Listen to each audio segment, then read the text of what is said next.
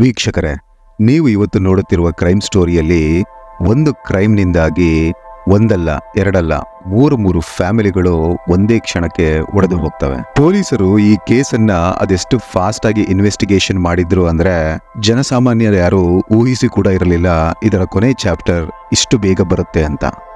ಇವತ್ತಿನ ಸ್ಟೋರಿಯಲ್ಲಿ ಒಂದು ಹೊಸ ಜೀವನ ಶುರು ಮಾಡೋದಕ್ಕೆ ಡಿಸೈಡ್ ಮಾಡಿಕೊಂಡ ಇಬ್ಬರು ವ್ಯಕ್ತಿಗಳು ಎರಡು ಅಮಾಯಕ ಜೀವಗಳನ್ನ ಬಲಿ ತೆಗೆದುಕೊಂಡ ರೋಚಕ ಸ್ಟೋರಿಯೇ ಇವತ್ತಿನ ಎಪಿಸೋಡ್. ಬನ್ನಿ ಹಾಗಿದ್ರೆ ತಡ ಮಾಡದೆ ಸ್ಟೋರಿನ ಶುರು ಮಾಡೋಣ.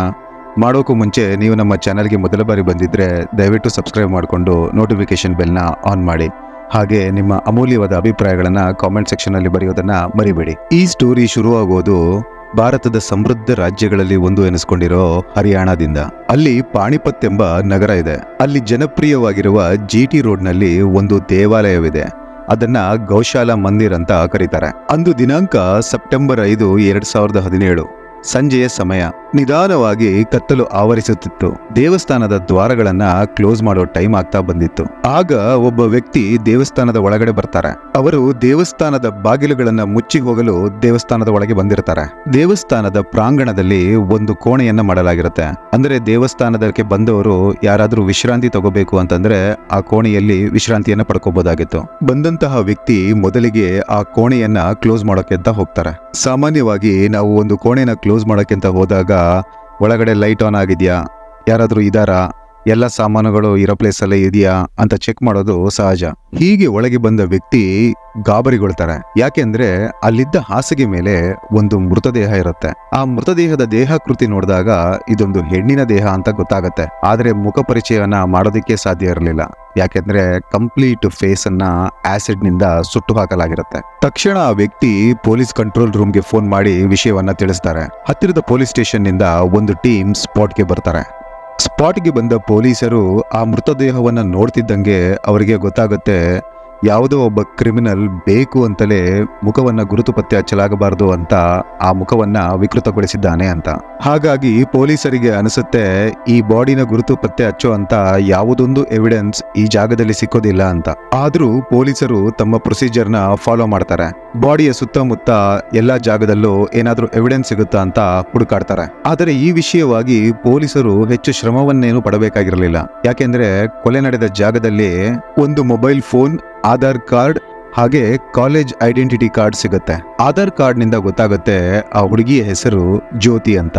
ಆಕೆ ಪಾಣಿಪತ್ನ ಬರಾನಾ ಎಂಬ ಗ್ರಾಮದ ವಾಸಿ. ಹಾಗೆ ಕಾಲೇಜ್ ID ಕಾರ್ಡ್ ಅಲ್ಲೂ ಕೂಡ ಆಕೆಯ ಹೆಸರು ಜ್ಯೋತಿ ಅಂತ ಮೆನ್ಷನ್ ಮಾಡಲಾಗಿತ್ತು. ಈಕೆ ಆರ್ಯ ಕಾಲೇಜಿನಲ್ಲಿ BA 3rd ಇಯರ್ ಓದ್ತಾ ಇದ್ಲು. ಈ ID ಕಾರ್ಡ್ಗಳ ಮೂಲಕ ಇದು ಜ್ಯೋತಿ ಅನ್ನೋದು ಕನ್ಫರ್ಮ್ ಆಗಿತ್ತು.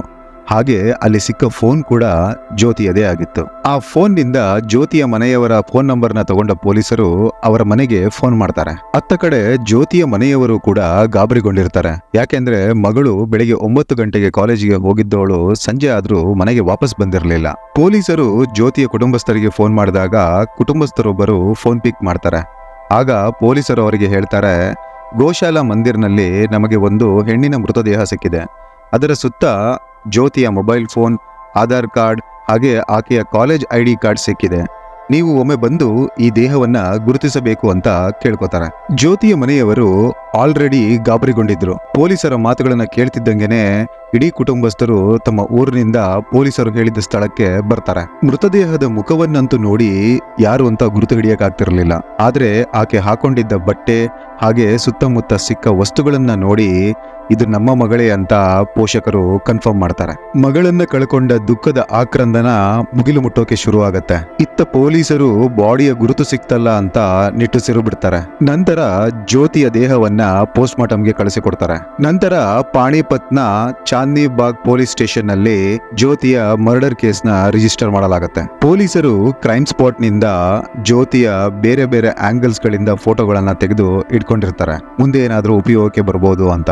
ನೆಕ್ಸ್ಟ್ ಡೇ ಅಂದ್ರೆ ಸೆಪ್ಟೆಂಬರ್ 6, 2017 ಮರಣೋತ್ತರ ಪರೀಕ್ಷೆಯ ನಂತರ ಜ್ಯೋತಿಯ ದೇಹವನ್ನ ಅವರ ಕುಟುಂಬಸ್ಥರಿಗೆ ಹಸ್ತಾಂತರಿಸಲಾಗುತ್ತೆ. ಜ್ಯೋತಿಯ ಕುಟುಂಬಸ್ಥರು ಸಾಂಪ್ರದಾಯಿಕ ವಿಧಿವಿಧಾನಗಳ ಪ್ರಕಾರ ಅಂತಿಮ ಸಂಸ್ಕಾರವನ್ನ ಮಾಡಿ ಮುಗಿಸ್ತಾರೆ. ಇದರ ಮಧ್ಯದಲ್ಲಿ ಸೆಪ್ಟೆಂಬರ್ 5ಕ್ಕೆ ಸಿಟಿ ಪೊಲೀಸ್ ಸ್ಟೇಷನ್ ನಲ್ಲಿ ಒಂದು ಮಹಿಳೆಯ ಮಿಸ್ಸಿಂಗ್ ಕೇಸ್ ರಿಜಿಸ್ಟರ್ ಆಗಿದೆ ಅಂತ ಪೊಲೀಸರಿಗೆ ತಿಳಿದು ಬರುತ್ತೆ. ಕಾಣೆಯಾದ ಆ ಹುಡುಗಿಯ ಹೆಸರು ಸಿಮ್ರನ್. ಆಕೆಯ ತಂದೆ ಅಂದು ಸಂಜೆ ಬಂದು ಸಿಟಿ ಪೊಲೀಸ್ ಸ್ಟೇಷನ್ ನಲ್ಲಿ ಮಿಸ್ಸಿಂಗ್ ಕಂಪ್ಲೇಂಟ್ ನ ರಿಜಿಸ್ಟರ್ ಮಾಡಿಸಿರ್ತಾರೆ. ಜ್ಯೋತಿಯ ಕುಟುಂಬಸ್ಥರಂತೆ ಸಿಮ್ರನ್ನ ತಂದೆ ಕೂಡ ಅಂದು ಬೆಳಿಗ್ಗೆ 9 ಗಂಟೆಗೆ ಕಾಲೇಜ್ಗೆ ಹೋದ ನನ್ನ ಮಗಳು ಇನ್ನೂ ವಾಪಸ್ ಬಂದಿಲ್ಲ ಅಂತ ಸಂಜೆ ಬಂದು ಮಿಸ್ಸಿಂಗ್ ಕಂಪ್ಲೇಂಟ್ ನ ರಿಜಿಸ್ಟರ್ ಮಾಡಿಸಿರ್ತಾರೆ. ಸಿಮ್ರನ್ SD ಕಾಲೇಜಿನಲ್ಲಿ ಸೆಕೆಂಡ್ ಇಯರ್ BA ಓದ್ತಿದ್ದ ವಿದ್ಯಾರ್ಥಿನಿ. ಈ ಎರಡೂ ಹುಡುಗಿಯರು ಅಂದ್ರೆ ಜ್ಯೋತಿ ಮತ್ತು ಸಿಮ್ರನ್ ಬೆಳಿಗ್ಗೆ ಕಾಲೇಜ್ಗೆ ಹೋದ ಮೇಲೆ ಮಿಸ್ಸಿಂಗ್ ಆಗಿರ್ತಾರೆ. ಹಾಗಾಗಿ ಪೊಲೀಸರು ಮೊದಲು ಜ್ಯೋತಿ ಓದ್ತಿದ್ದ ಕಾಲೇಜಿಗೆ ಹೋಗಿ ವಿಚಾರಿಸೋಕೆ ಶುರು ಮಾಡ್ತಾರೆ. ಅಲ್ಲಿ ಜ್ಯೋತಿಯ ಟೀಚರ್, ಪ್ರಿನ್ಸಿಪಲ್, ಸಹಪಾಠಿಗಳು ಎಲ್ಲರನ್ನ ವಿಚಾರಿಸಲಾಗತ್ತೆ. ಆಗ ಪೊಲೀಸರಿಗೆ ಗೊತ್ತಾಗುತ್ತೆ ಜ್ಯೋತಿ ಕಳೆದ 3 ದಿನಗಳಿಂದ ಕಾಲೇಜ್ಗೆ ಆಬ್ಸೆಂಟ್ ಆಗಿದ್ದಾಳೆ ಅಂತ. ಆದ್ರೆ ಜ್ಯೋತಿ ಮನೆಯಿಂದ ಕಾಲೇಜ್ಗೆ ಹೋಗೋದಾಗಿ ಹೇಳಿ ಕಾಲೇಜ್ಗೆ ಬರ್ತಾ ಇದ್ಲು. ಆದ್ರೆ ಯಾವುದೇ ಕ್ಲಾಸ್ನ ಅಟೆಂಡ್ ಮಾಡ್ತಾ ಇರಲಿಲ್ಲ. ಸೆಪ್ಟೆಂಬರ್ 5ರಂದು ಕೂಡ ಆಕೆ ಕಾಲೇಜ್ಗೆ ಬಂದಿದ್ಲು. ಕಾಲೇಜಿನಿಂದ ಬೆಳಿಗ್ಗೆ 11 ಗಂಟೆಗೆ ಎಲ್ಲಿಗೋ ಹೋಗಿದ್ದಾಳೆ. ಆದ್ರೆ ಎಲ್ಲಿ ಹೋಗಿದ್ದಾಳೆ ಅಂತ ಯಾರಿಗೂ ಗೊತ್ತಿರಲಿಲ್ಲ. ಹೀಗೆ ಪೊಲೀಸರು ಜ್ಯೋತಿಯ ಸಹಪಾಠಿಗಳನ್ನ ವಿಚಾರಿಸಬೇಕಾದ್ರೆ ಒಂದು ವಿಷಯ ಗೊತ್ತಾಗುತ್ತೆ. ಆ ವಿಷಯ ಏನಂದ್ರೆ ಸಿಮ್ರನ್ ಹಾಗೂ ಜ್ಯೋತಿ ಬಹಳ ಕ್ಲೋಸ್ ಫ್ರೆಂಡ್ಸ್ ಅನ್ನೋದು.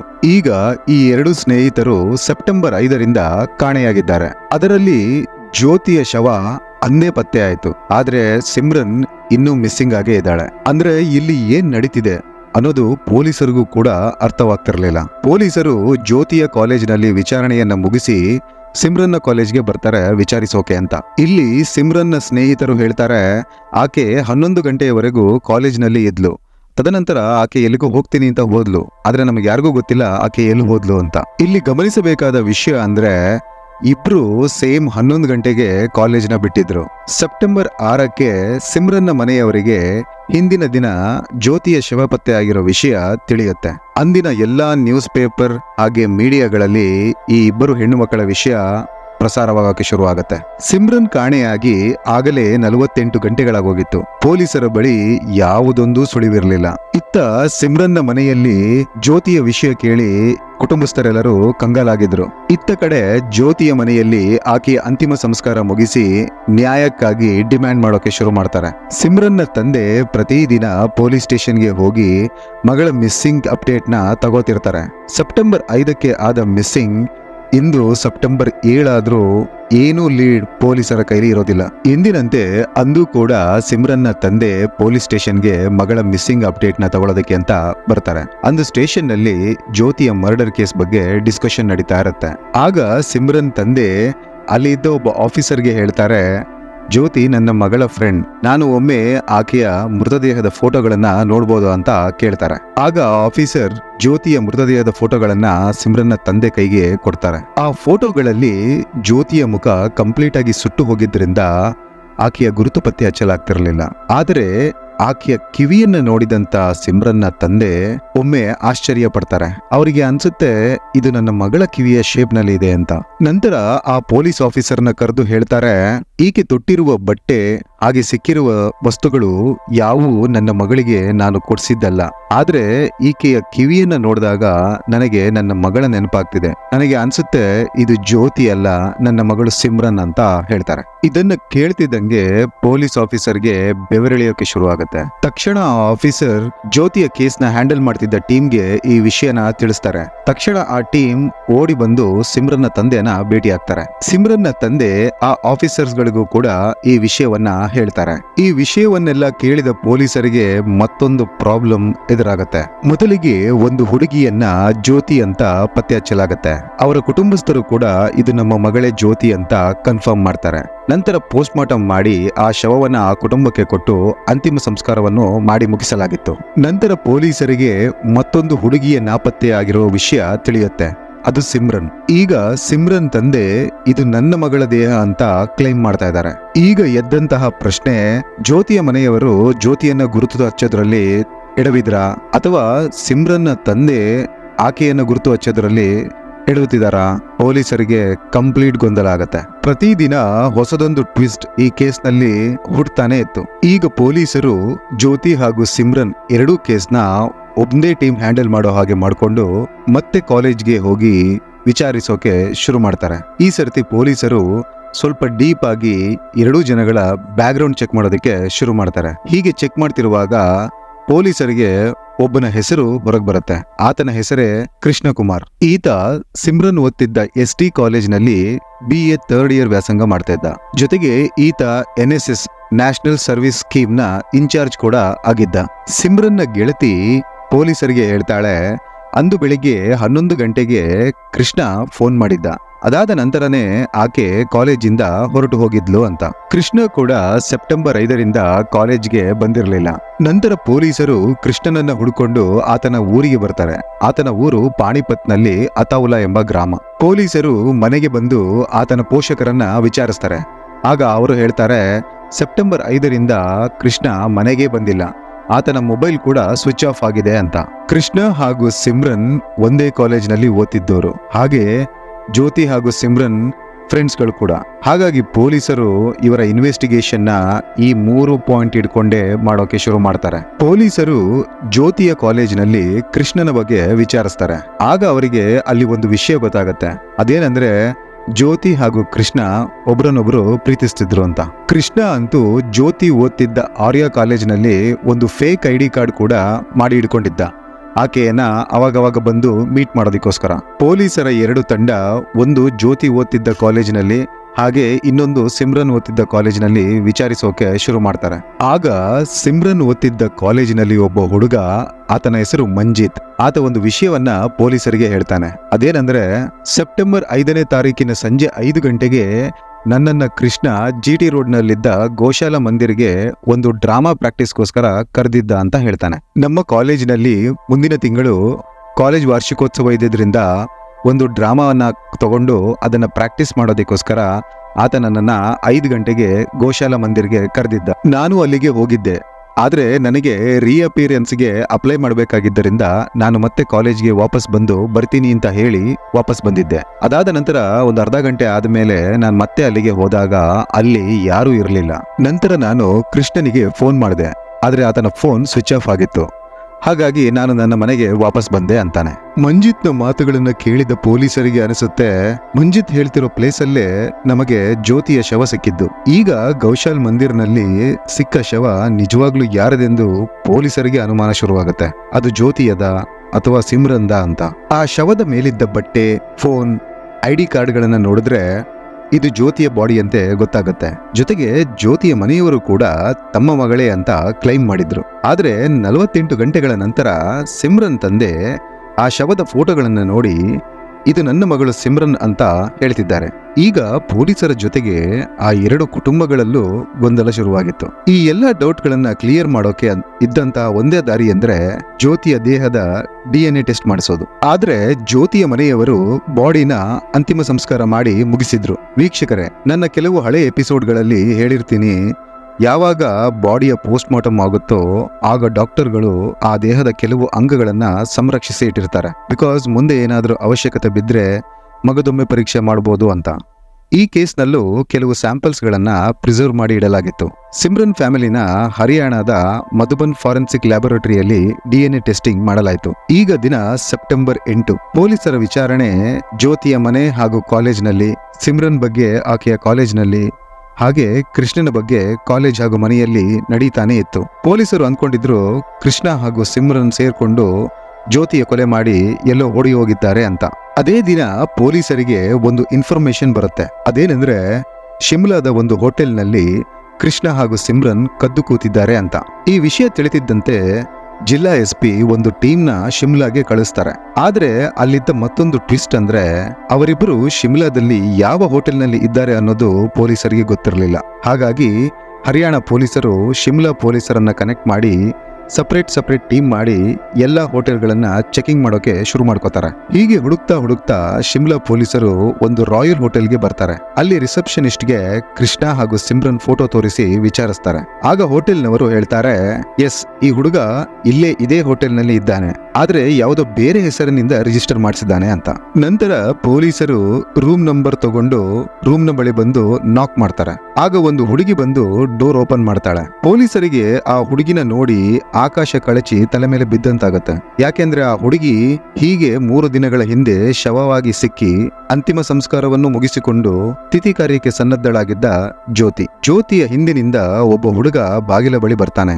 ಆತ ಬೇರೆ ಯಾರು ಅಲ್ಲ, ಈ ಕಥೆಯ ನಾಯಕ ಕೃಷ್ಣಕುಮಾರ್. ಪೊಲೀಸರು ಇಬ್ಬರನ್ನು ಬಂಧಿಸಿ ಶಿಮ್ಲಾದಿಂದ ಹರಿಯಾಣಕ್ಕೆ ಕರೆತರ್ತಾರೆ. ರಸ್ತೆಯಲ್ಲಿ ಬರುವಾಗ ಕಂಪ್ಲೀಟ್ ಸ್ಟೋರಿನ ಜ್ಯೋತಿ ಹಾಗೂ ಕೃಷ್ಣ ಪೊಲೀಸರಿಗೆ ಡೀಟೇಲ್ ಆಗಿ ಹೇಳ್ತಾರೆ. ಅದರ ಸಾರಾಂಶ ಇಂತಿದೆ. ಈ ಘಟನೆ ನಡೆಯೋ ಕೆಲವು ತಿಂಗಳ ಹಿಂದೆ ಜ್ಯೋತಿ ಹಾಗೂ ಕೃಷ್ಣ ಒಂದು ಡ್ರಾಮಾ ಆಕ್ಟ್ ನಿಂದ ಪರಿಚಯವಾಗ್ತಾರೆ. ಜ್ಯೋತಿ ಆರ್ಯ ಕಾಲೇಜ್ನಲ್ಲಿ BA 3rd ಇಯರ್ ಓದುತ್ತಿದ್ರೆ, ಕೃಷ್ಣ SD ಕಾಲೇಜ್ನಲ್ಲಿ 3rd ಇಯರ್ BA ಓದುತ್ತಿದ್ದ. ನಂತರ ಇವರಿಬ್ಬರ ಪರಿಚಯ ಪ್ರೀತಿಗೆ ಬದಲಾಗುತ್ತೆ. ಇಬ್ಬರು ಮೇಜರ್ಗಳಾಗಿದ್ರಿಂದ ಅವರಿಬ್ಬರು ಮದುವೆ ಮಾಡ್ಕೊಳ್ಳೋ ನಿರ್ಧಾರ ಮಾಡ್ತಾರೆ. ಆದ್ರೆ ಇಬ್ಬರ ಕ್ಯಾಸ್ಟ್ ಬೇರೆ ಬೇರೆ ಆಗಿದ್ದರಿಂದ ಇವರಿಗೆ ಅವರವರ ಮನೆಗಳಲ್ಲಿ ಇದಕ್ಕೆ ಸಮ್ಮತಿ ಸಿಗಲ್ಲ ಅನ್ನೋದು ಗೊತ್ತಿತ್ತು. ಅದೇ ಆಯ್ತು ಕೂಡ. ಯಾವಾಗ ಜ್ಯೋತಿ ಹಾಗೂ ಕೃಷ್ಣ ಅವರ ಮನೆಗಳಲ್ಲಿ ಈ ವಿಷಯ ಪ್ರಸ್ತಾಪಿಸ್ತಾರೋ ಆಗ ಕುಟುಂಬಸ್ಥರು ಇದಕ್ಕೆ ಬಿಲ್ಕುಲ್ ನೋ ಅಂದಿದ್ರು. ಹೀಗೆ ಎರಡೂ ಮನೆಯವರನ್ನ ಒಪ್ಪಿಸೋ ಪ್ರಕ್ರಿಯೆಯಲ್ಲಿ ಕೃಷ್ಣನ ಮನೆಯವರು ಅವನ ಹಠಕ್ಕೆ ಒಪ್ಕೋತಾರೆ. ಆದ್ರೆ ಜ್ಯೋತಿಯ ಮನೆಯವರು ಕೃಷ್ಣನನ್ನ ಅಳಿಯ ಮಾಡ್ಕೊಳ್ಳೋಕೆ ಒಪ್ಕೊಳ್ಳೋದೇ ಇಲ್ಲ. ನಂತರ ಜ್ಯೋತಿ ಒಂದು ಪ್ಲಾನ್ ಮಾಡ್ತಾಳೆ. ನಾನು ಸತ್ತು ಹೋದ ಹಾಗೆ ನನ್ನ ಮನೆಯವರನ್ನ ನಂಬಿಸಿದ್ರೆ ಅವರು ಮತ್ತೆ ಯಾವತ್ತೂ ನನ್ನನ್ನು ಹುಡುಕೋದಿಲ್ಲ, ನಾವಿಬ್ರು ಆರಾಮಾಗಿ ಎಲ್ಲಾದ್ರೂ ದೂರ ಹೋಗಿ ಬದುಕಬಹುದು ಅಂತ. ಈಗ ಜ್ಯೋತಿಯ ಮನೆಯವರನ್ನ ಮಗಳು ನಿಜವಾಗ್ಲೂ ಸತ್ತು ಹೋಗಿದ್ದಾಳೆ ಅಂತ ನಂಬಿಸಲು ಒಂದು ಶವವನ್ನ ರೆಡಿ ಮಾಡಬೇಕಿತ್ತು. ಇಬ್ಬರು ಈ ಐಡಿಯಾದ ಬಗ್ಗೆ ಡಿಸ್ಕಸ್ ಮಾಡ್ತಾರೆ. ಆಗ ಕೃಷ್ಣ ಹೇಳ್ತಾನೆ, ಐಡಿಯಾ ಏನೋ ಚೆನ್ನಾಗಿದೆ, ನಿನ್ನ ಹಾಗೆ ನನ್ನ ಮನೆಯವರನ್ನು ಹೀಗೆ ನಂಬಿಸಿ ನಾವಿಬ್ರು ಯಾವಾಗಾದ್ರೂ ದೂರದ ಸಿಟಿಗೆ ಹೋಗಿ ಆರಾಮಾಗಿ ಬದುಕಬಹುದಲ್ವಾ ಅಂತಾನೆ. ಇದಕ್ಕೆ ಜ್ಯೋತಿ ಕೂಡ ಒಪ್ಕೋತಾಳೆ. ಇದಾದ ನಂತರ ಇಬ್ಬರು 1 ತಿಂಗಳು ಇದರ ವಿಚಾರವಾಗಿ ಏನೇನು ಯಾವ್ಯಾವಾಗ ಮಾಡಬೇಕು ಅಂತ ಪ್ಲಾನಿಂಗ್ ಮಾಡ್ತಾರೆ. ನಂತರ ಕೃಷ್ಣ ಹಾಗೂ ಜ್ಯೋತಿ ಯಾರನ್ನ ಬಲಿ ಕೊಡೋದು ಅಂತ ಹುಡುಕ್ತಾರೆ. ಅವರಿಗಿದ್ದ ಒಂದು ಕಂಡೀಷನ್ ಅಂದ್ರೆ ಅವರು ಬಲಿ ಕೊಡಬೇಕು ಅಂತ ಡಿಸೈಡ್ ಮಾಡಿಕೊಳ್ಳೋ ವ್ಯಕ್ತಿಗಳ ದೇಹದ ಅಳತೆ ಇವರ ದೇಹದ ಅಳತೆಗೆ ಮ್ಯಾಚ್ ಆಗ್ಬೇಕಿತ್ತು. ಜ್ಯೋತಿ ಈ ವಿಷಯವಾಗಿ ಸಿಮ್ರನ್ನ ಟಾರ್ಗೆಟ್ ಮಾಡ್ತಾಳೆ. ಯಾಕೆಂದ್ರೆ ಸಿಮ್ರನ್ ನೋಡೋಕೆ ಸೇಮ್ ಜ್ಯೋತಿ ಹಾಗೆ ಇದ್ಲು. ಇತ್ತ ಕಡೆ ಕೃಷ್ಣ ತನ್ನದೇ ಕಾಲೇಜ್ನಲ್ಲಿ 3rd ಇಯರ್ BSc ಓದ್ತಿದ್ದ ಮಂಜಿತ್ನ ಆಯ್ಕೆ ಮಾಡ್ತಾನೆ. ಕೃಷ್ಣನ ಕಾಲೇಜ್ನಲ್ಲಿ ಅವಾಗವಾಗ ನಾಟಕ ಕಾರ್ಯಕ್ರಮಗಳು ನಡೀತಿದ್ದರಿಂದ ಜ್ಯೋತಿ ಅವಾಗವಾಗ ಇವರ ಕಾಲೇಜ್ಗೆ ಡ್ರಾಮಾ ನೋಡಲು ಬರ್ತಿದ್ಲು. ಹಾಗೆ ಸಿಮ್ರನ್ ಕೂಡ ಇವಳ ಒಳ್ಳೆ ಗೆಳತಿಯಾಗಿದ್ಲು. ಹೀಗೆ ಇವರ ಪ್ಲಾನಿಂಗ್ ನಡೀತಾನೆ ಇತ್ತು. ಯಾರನ್ನ ಬಲಿ ಕೊಡಬೇಕು ಅಂತ ಡಿಸೈಡ್ ಮಾಡ್ಕೊಂಡ ಮೇಲೆ ನಂತರ ಸೆಕೆಂಡ್ ಸ್ಟೆಪ್ನಲ್ಲಿ ಕೃಷ್ಣ ಆತನ ಹಾಗೂ ಜ್ಯೋತಿಯ ಫೇಕ್ ID ಕಾರ್ಡ್ ಹಾಗೂ ಆಧಾರ್ ಕಾರ್ಡ್ ಮಾಡಿಸ್ತಾನೆ, ಇದನ್ನ ಶವದ ಪಕ್ಕದಲ್ಲಿ ಬಿಸಾಡೋಕೆ. ನಂತರ 3rd ಸ್ಟೆಪ್ನಲ್ಲಿ ಈ ಕೊಲೆನ ಹೇಗೆ ಎಕ್ಸಿಕ್ಯೂಟ್ ಮಾಡಬೇಕು ಅಂತ ಯೋಚಿಸಿ ಗೋಶಾಲಾ ಮಂದಿರ್ನ ಚೂಸ್ ಮಾಡ್ತಾರೆ. ಅಲ್ಲಿ ಕೃಷ್ಣನಿಗೆ ಗೊತ್ತಿರೋ ಒಬ್ರು ಇದ್ರು. ಹಾಗಾಗಿ ಅದು ಸೇಫ್ ಪ್ಲೇಸ್ ಅಂತ ಡಿಸೈಡ್ ಆಗುತ್ತೆ. ಈ ಕೊಲೆಯ ದಿನ ಅಂದ್ರೆ ಸೆಪ್ಟೆಂಬರ್ 5, 2017. ಆ ದಿನ ಬೆಳಗ್ಗೆ 11 ಗಂಟೆಗೆ ಜ್ಯೋತಿ ಸಿಮ್ರನ್ಗೆ ಫೋನ್ ಮಾಡಿ ಆಕೆನ ಕರ್ಕೊಂಡು ಆ ದೇವಸ್ಥಾನದ ಕೋಣೆಗೆ ಹೋಗ್ತಾಳೆ. ಅತ್ತ ಕಡೆ ಕೃಷ್ಣ ಕೂಡ ಮಂಜೀತ್ಗೆ ಫೋನ್ ಮಾಡಿ ಅಲ್ಲಿಗೆ ಬರೋಕೆ ಹೇಳ್ತಾನೆ. ಆದ್ರೆ ಮಂಜೀತ್ ಬ್ಯುಸಿ ಇದ್ದಿದ್ದರಿಂದ ಆತ ಬೆಳಿಗ್ಗೆ ಅಲ್ಲಿಗೆ ಬರಲಿಲ್ಲ. ಬದಲಿಗೆ ಸಂಜೆ 5 ಗಂಟೆಗೆ ಅಲ್ಲಿಗೆ ಬರ್ತಾನೆ. ಬಂದು ಮತ್ತೆ ರೀಅಪಿಯರೆನ್ಸ್ ಫಾರ್ಮ್ ಫಿಲ್ ಮಾಡೋ ನೆನಪಾಗಿ ಮತ್ತೆ ವಾಪಸ್ ಹೋಗ್ತಾನೆ. ಇವರ ಪ್ಲಾನ್ ಪ್ರಕಾರ ಸಿಮ್ರನ್ ಹಾಗೂ ಮಂಜಿತ್ ಇಬ್ಬರನ್ನು ಮುಗಿಸಿ ಅವರಿಗೆ ಇವರ ಐಡೆಂಟಿಟಿ ಹಾಕಿ ಓಡಿ ಹೋಗೋದಾಗಿತ್ತು. ಆದ್ರೆ ಅಂದು ಮಂಜಿತ್ ಅಲ್ಲಿಗೆ ಬರಲಿಲ್ಲ.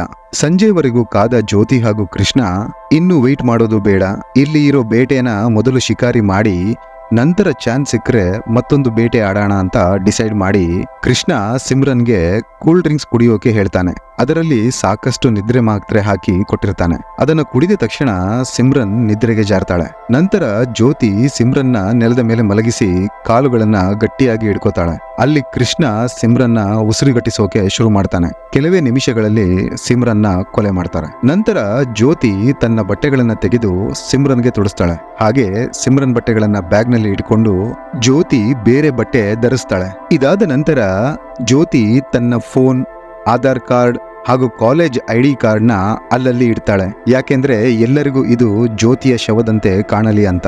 ನಂತರ ಅವರಿಬ್ಬರು ಮಂಜೀತ್ಗಾಗಿ ವೇಟ್ ಮಾಡ್ತಾರೆ. ಆದ್ರೆ ಆತ ಸಂಜೆ ಆದ್ರೂ ಬರಲಿಲ್ಲ. ಇವರುಗಳಿಗೆ ಯಾರಾದ್ರೂ ದೇವಾಲಯಕ್ಕೆ ಬರ್ಬೋದು ಅಂತ ಭಯ ಆಗೋಕೆ ಶುರುವಾಯ್ತು. ಹಾಗಾಗಿ ಮಂಜಿತ್ನ ಕೊಲೆ ಮಾಡೋ ಪ್ಲಾನ್ ನ ಡ್ರಾಪ್ ಮಾಡ್ತಾರೆ. ಇದಾದ ನಂತರ ಜ್ಯೋತಿ ಸಿಮ್ರನ್ನ ಮುಖಕ್ಕೆ ಇಂಚಾಗಿ ಆಸಿಡ್ ಹಾಕ್ತಾಳೆ. ಆಕೆನ ಪತ್ತೆ ಹಚ್ಚದಂತೆ ಮಾಡ್ತಾಳೆ. ನಂತರ ಅವರಿಬ್ಬರು ಅಲ್ಲಿಂದ ಜಿರಾಕ್ಪುರ್ಗೆ ಹೋಗಿ ಸಿಮ್ರನ್ನ ಬಟ್ಟೆ ಇದ್ದ ಬ್ಯಾಗ್ ನ ನಿರ್ಜನ ಪ್ರದೇಶದಲ್ಲಿ ಬಿಸಾಡ್ತಾರೆ. ಅಲ್ಲೇ ಆ ರಾತ್ರಿ ಕಳೆದು ಇಬ್ಬರು ಒಂದೊಂದು ಹೊಸ ಮೊಬೈಲ್ ಖರೀದಿ ಮಾಡ್ತಾರೆ.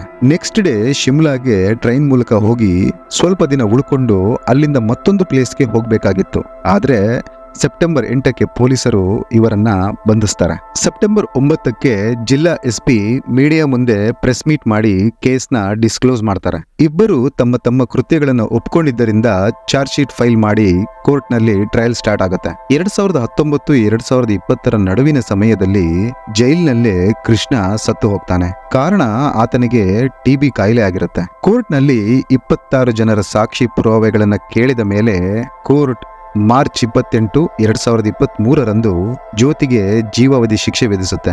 ಜೊತೆಗೆ 70,000 ದಂಡ ಕೂಡ ವಿಧಿಸುತ್ತೆ. DNA ಟೆಸ್ಟಿಂಗ್ ನಲ್ಲಿ ಸಿಮ್ರನ್ನ ಫ್ಯಾಮಿಲಿಯ ಜೊತೆಗೆ ಅಲ್ಲಿ ಸಿಕ್ಕ ಶವದ DNA ಮ್ಯಾಚ್ ಆಗತ್ತೆ. ಸ್ಟೋರಿನ ಇಲ್ಲಿಗೆ ಎಂಡ್ ಮಾಡೋಣ. ಸಿಗ್ತೀನಿ ಮುಂದಿನ ಎಪಿಸೋಡ್ನಲ್ಲಿ. Till then take care.